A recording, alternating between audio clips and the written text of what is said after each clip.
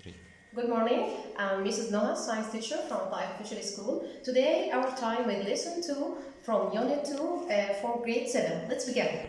Lesson 2, accompanying forces to motion.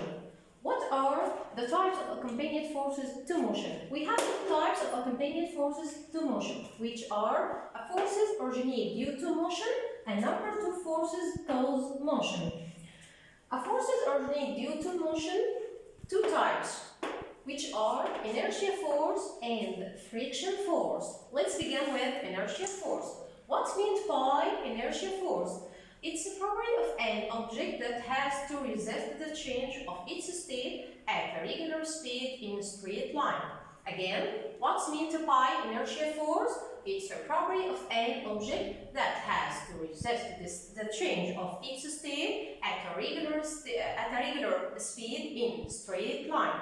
And we have a live application for inertia force. Like, number 1, the passengers in a moving car rushed forward when the bus stopped suddenly. On the other hand, they rushed back when the bus stopped moving forward after it was at rest. So, we have to use safety belts. Again, we have to use safety belts for protection that work on stopping or controlling inertia force to avoid accident. Let's do a simple activity to show that objects resist the change of rest state.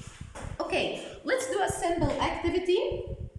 The simple activity, place a piece of a paper on a top of glass cup and put a coin on it.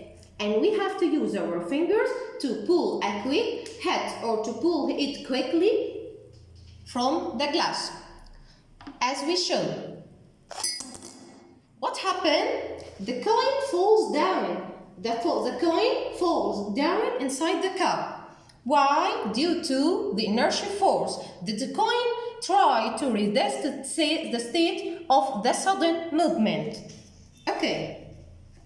Number 2, a friction force. All of us know about the friction force because we exposed to it previously in grade 5. Friction force. What's meant by friction force?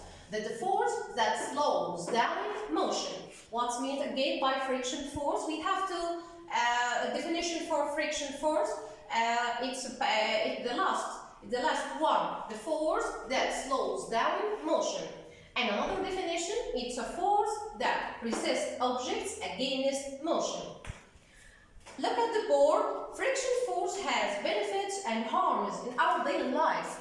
Okay, let's begin with benefits. What the benefits of friction? Number 1, it prevents slipping on roads or prevents sliding down, as it shows. Number 2, it helps in stopping and moving objects, and it helps in lighting or burning the match, and it enables to walk and stop. Okay, let's talk about the harms of friction. What about the harms of friction?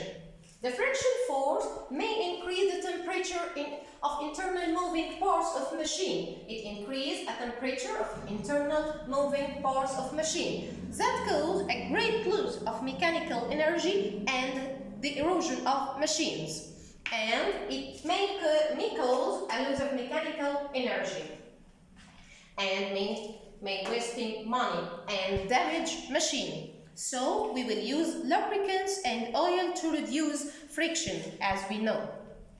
Number 3, forces cause motion. Forces cause motion. It's different. What about forces cause motion? Biological forces. What's meant by biological forces? They are forces inside the living system that enable living organisms to do their different biological operations.